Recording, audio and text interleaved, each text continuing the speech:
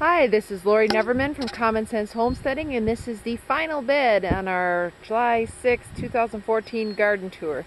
This is our north bed, and it's up on the north side of the house, and we have potatoes, beans, onions, and assorted other things in here. At the beginning we have several rows of potatoes, and there's a volunteer milk thistle plant. Potatoes were one of the crops that we had some problems with this year. I had some kind of little bugs on my storage potatoes that I held over my own seed, and I tried to hose them off as best as I could, but unfortunately that did not seem to do the trick. So some of my potatoes are a little rough looking this year, but live and learn, and we'll probably have to start over with fresh seed stock next year. And we have a number of varieties. We have Adirondack Reds, Adirondack Blues, Yukon Golds, Kennebec, Norland Blues, German Butterballs, and one other one I can't remember. Next to the potatoes we have an area of Tiger Eye shell beans. These are my absolute favorite shell beans. These are wonderful for baked beans because they have an almost buttery texture before you even add any type of fat, and they're just really beautiful to look at. They're brown or like a tan color with darker brown swirls, just really pretty.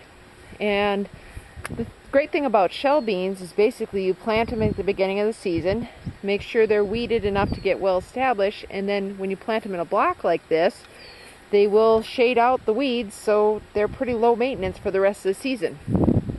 Next to the Tiger Eye beans, we have some volunteer cilantro. Cilantro is one of those things, again, that I plant once, let it go to seed, and then I have volunteers for many years to come and rarely end up planting it again.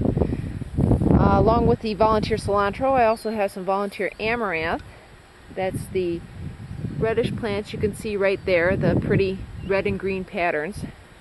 And there's also some volunteer, let me see if I can get a little bit closer to this, Swiss chard right down here. We let the Swiss chard seed out too, and now we don't plant Swiss chard anymore. We just thin it out when it comes up, and a few plants here and there is more enough for our needs because we're not big Swiss chard eaters.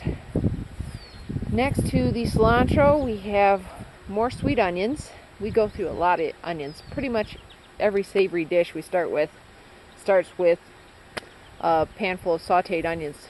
I just like them very much, and they keep quite well, so we'll stock these into the root cellar. The sweet ones don't tend to keep as well as the yellow, stronger flavored ones and the reds, so these will be used up first. But we have around probably 400 onions planted here and there in the garden.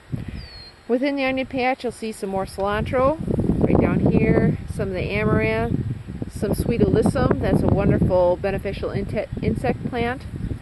There's an aster plant right there. There'll be more flowers filling in here. I like to mix in flowers with the regular garden plants just for additional beneficial insect habitat, and just because I think they're pretty.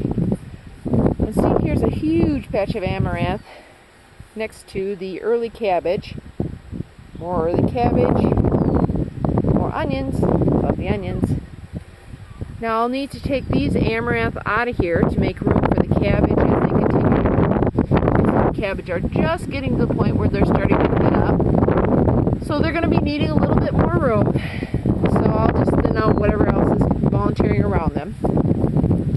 And at the end here we have the rest of the potatoes, which have been hilled up a little bit. You can see how the dirt has been stacked up.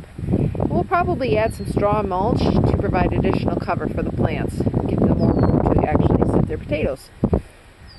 And that is the end of the garden tour for July 6th. Other than the little bit more wild areas and fruit trees and such things like that. I wish you could smell it here. The milkweed are just starting to bloom, and I have a huge area of them over here, and they smell just absolutely wonderful. I just wish we had more butterflies. Unfortunately, while we're organic and our farmland is organic, that's our farm area here that we rent out to an organic farmer, far too few people are, and it's taken its toll on the insect population. But we do what we can, and that's all anybody can ask, right?